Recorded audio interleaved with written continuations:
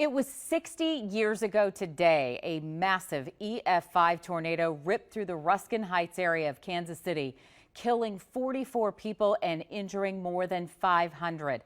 We sat down with a survivor who says she will never forget that day.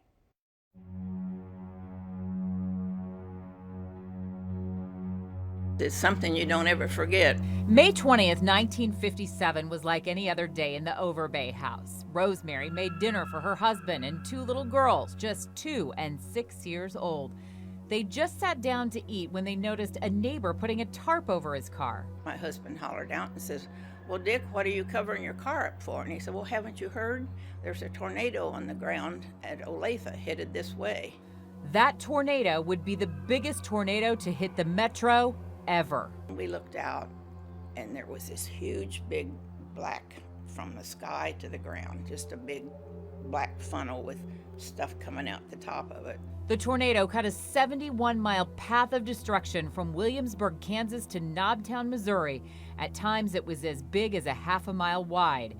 It passed directly over the Overbey house. We got the girls between us and there was this horrible loud sound, and anyway he said, "It's going to come right over us unless it changes course."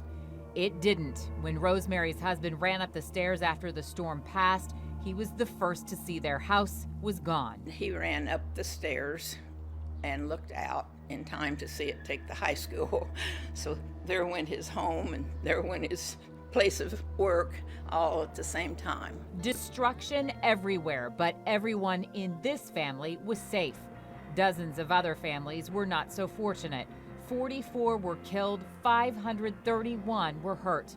Rosemary says she'll never forget that day, the details so traumatic she never forgot a thing.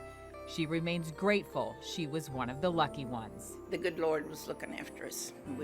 We've been thankful for that for 60 years today. Rosemary says the family's dog, a collie named Laddie, had been acting strangely that day, trying to get downstairs.